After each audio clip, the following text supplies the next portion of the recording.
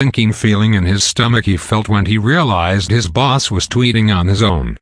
The moment I found out Trump could tweet himself was comparable to the moment in Jurassic Park when Dr. Grant realized that velociraptors could open doors, McConney told Politico.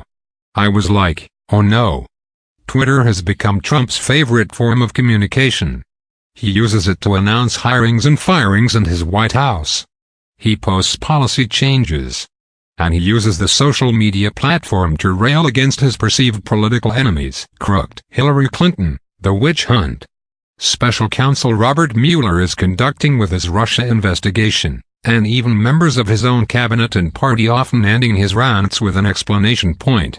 This week, starting Sunday, Trump wrote 43 original tweets on his real Donald Trump account, whose following has grown to 56.4 million followers.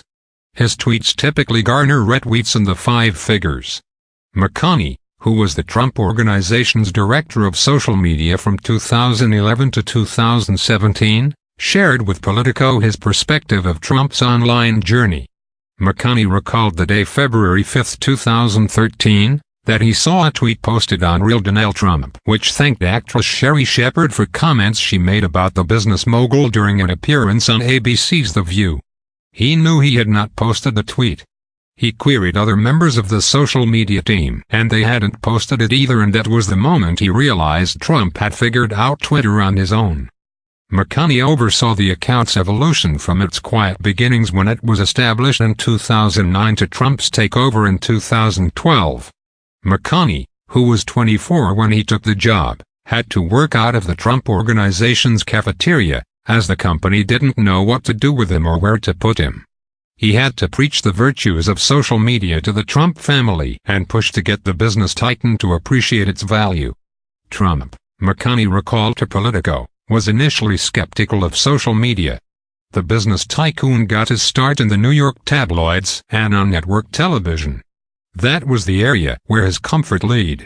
But when McConney showed Trump how social media could translate into traditional media coverage, the businessman was intrigued.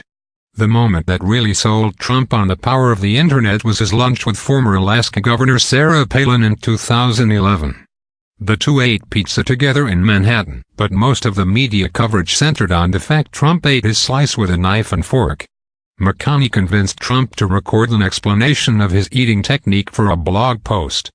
Trump told the camera, "This way you can take the top of the pizza off so you're not just eating the crust. I like to not eat the crust so we can keep the weight down." His explanation was quoted by several news outlets, much to his delight. That's when he was sold on the concept of social media, McConney told Politico. It was the instant gratification and control that appealed to Trump. And, from there, the account's postings grew.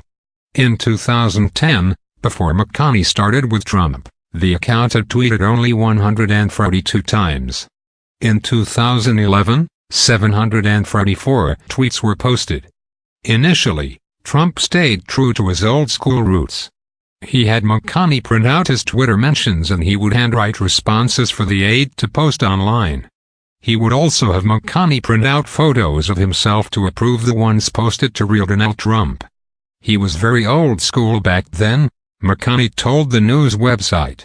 He was not someone who really used computers or went on the internet very much. But, he added, Trump knew PR and he knew news cycles very well. Trump increased his Twitter pace, posting up to 10 times a day. He would call McConney 24/7 to dictate everything from the wording to the placement of dashes and exclamation points. At first the calls came from Melania Trump, who had saved McConney's number in her phone, hit dial and would hand it to her husband. She would also weigh in on Trump's ideas for tweets, speaking in the background as her husband was on the phone with McConney. In November 2012, on a flight to Florida, Trump asked McConney if he preferred iPhones or Androids.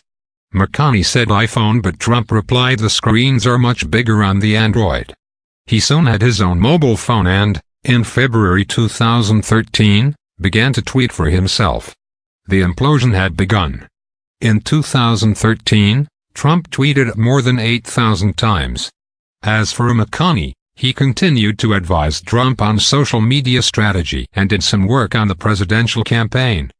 But he was marginalized by Trump's first campaign manager, Corey Lewandowski, who favored Dan Scavino.